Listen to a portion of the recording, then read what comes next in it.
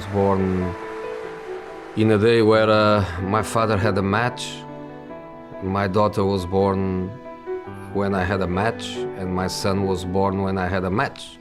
That's been my life.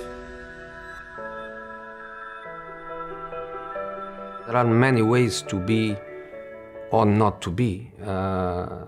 In my case, to be. In other cases, of not to be. You have many examples of people with apparently all the conditions to be, and then in the end they are not. Without one area of the formation, you are not complete. And I used to divide it in three parts. One is the academic formation.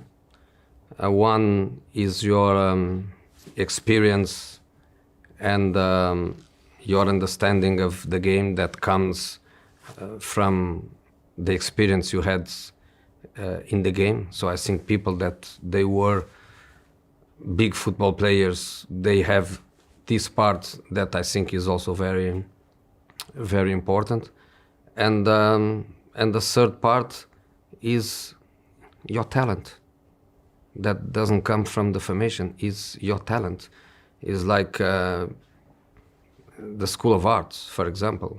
You know, person can go to the best School of Arts, but then if you are not meant to be, you are not going to be. And that's for me the most important part of it.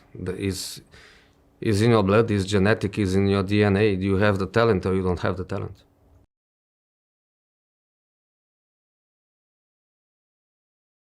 My father was a player until I was probably 9, 10, and then became a manager. So when he was a manager and I was on my 12, 13, 14, I was going into his world, and the kind of discussion I was having with him, the kind of little jobs he was giving me in a generation where the coaching staffs were not like today, and at that time was about the manager and probably one assistant, and that's it. And when I was doing a position analyze, when I was analyzing his own team, when I was giving him my reports, I think we both understood at the same time. He understood that I was that, and I understood also that I had a much more potential to be a football coach than to be a football player, which was what at that time every kid of my age in love with football wanted to be. I think, especially in Portugal, because it is a social environment that more or less I can control. I can say there is a pre-Jose and after Jose. After my success in abroad, starts a new generation of young people that they want to be football managers. But before that, on the 70s, on the 80s, everybody wants to be a player, and I was a case of that. But I understood that my talent, it was on the other side of the game. My coaching course was 3 years of sports science, but after that, 2 years of football methodology. Because sometimes the sports science take us into a direction where is sometimes difficult to understand if it is sports or if it is science. And football will be always a sport, at least for my perspective. It was really important for me, and was kind of a new way to prepare yourself to be a football manager.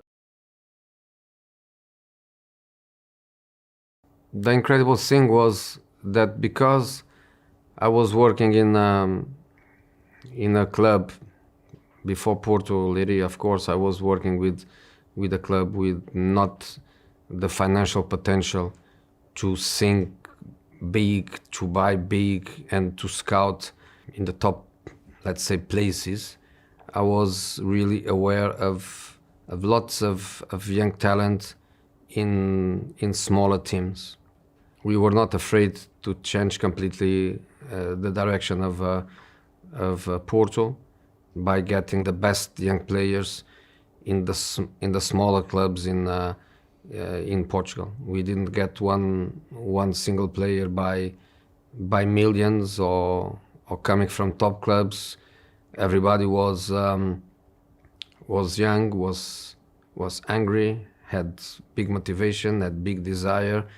And when I start working with them in the next pre-season, I answered immediately to a few question marks that I had, which was their psychological dimension to adapt to a different reality and to cope with that pressure, to cope with that responsibility, to come from a smaller team to one of the big clubs in Portugal. Sometimes you have to be also lucky, because you can scout and scout and scout, and I know that in this moment there are many complex structures of scouting, and then sometimes complex doesn't mean efficient, but if you use that complexity to try to be efficient, I think yes, you have to analyze that side of the players the best you can, for not to have the kind of surprises that sometimes people has, even after investing a lot, and then you have surprises when you are facing a profile of player that you are not expecting to.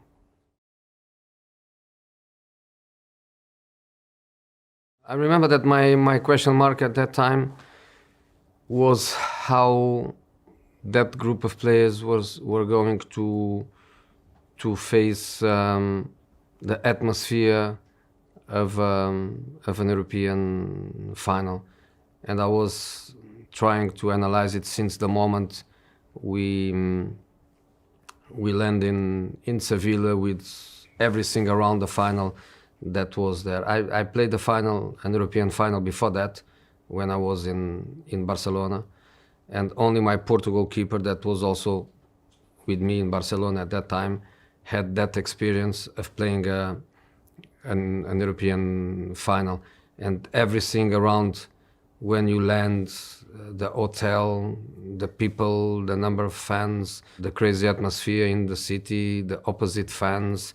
Let's see how these guys are going to react. I felt them reacting in the best possible way. And I felt that win or not win, you cannot control, but you can control the way you are going to play. You are going to pace the final.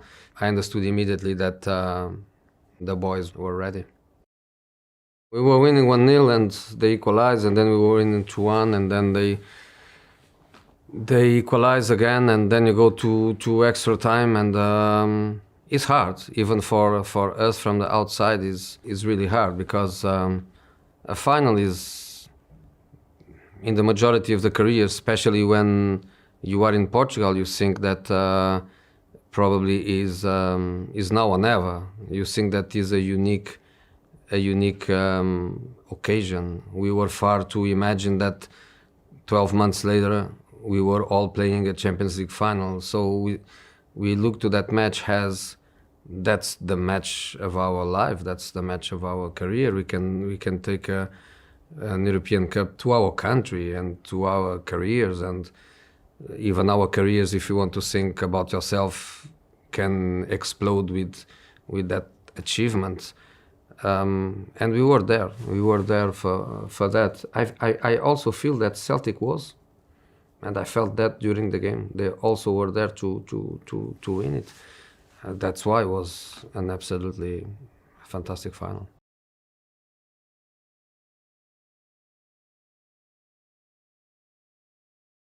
So many years after, I tell the same.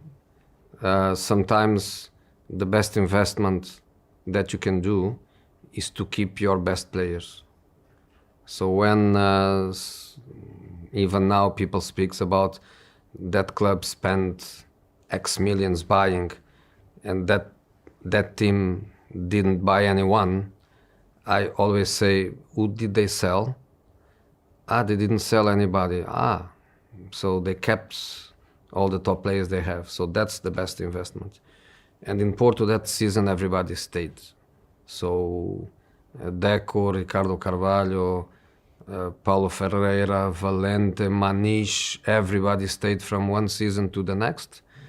And then was just a question to resync the team, especially for that jump from Europa League to Champions League, because in the Champions League, of course, we know we are going to play against the best teams. Europa League at that time, UEFA Cup was a different competition, and we just had to give that step. But that step was also based on the experience and the know-how of the team. So that team was playing in Sevilla the final. A few months later, we were playing in the Champions League group phase, and that was just such a smooth transition. The main changes was that in the UEFA Cup we consider ourselves one of the best teams, and in the Champions League we were not one of the best teams. So when in the Champions League group phase we get immediately Real Madrid in our group, and then in the first knockout Manchester United.